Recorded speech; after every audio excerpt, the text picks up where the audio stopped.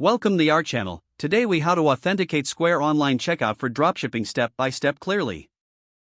To authenticate Square online checkout for dropshipping, start by logging into your Square account. Once logged in, navigate to the Settings tab in the main menu. In the Settings menu, select Account. Look for the Business Information section and click on it. Here, you will find options related to your business verification. Ensure that all your business details, such as your business name, address, and tax information, are correctly filled out. Next, go to the Payments tab in the Settings menu. In the Payments section, locate the Online Checkout option. Click on Online Checkout to begin setting up your payment methods. If you haven't already, enable the Square Online Checkout feature. You may be prompted to create a new payment link for your online store.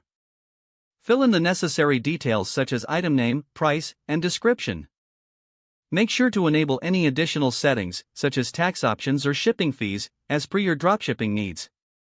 Once all details are entered, save the payment link. After saving, navigate back to the online checkout page. You should see your newly created payment link listed there.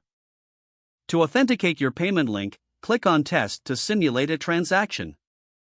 Follow the prompts to complete a test purchase. Ensure that the transaction goes through successfully and check your notifications for confirmation. If the test transaction is successful, your Square online checkout is now authenticated. You can now integrate this payment link into your dropshipping store.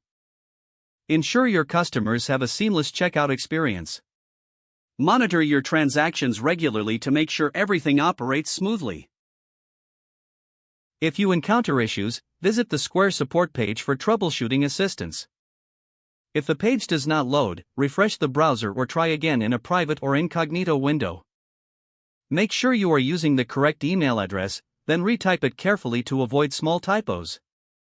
If your password is not accepted, use the reset option and create a new strong password you can remember.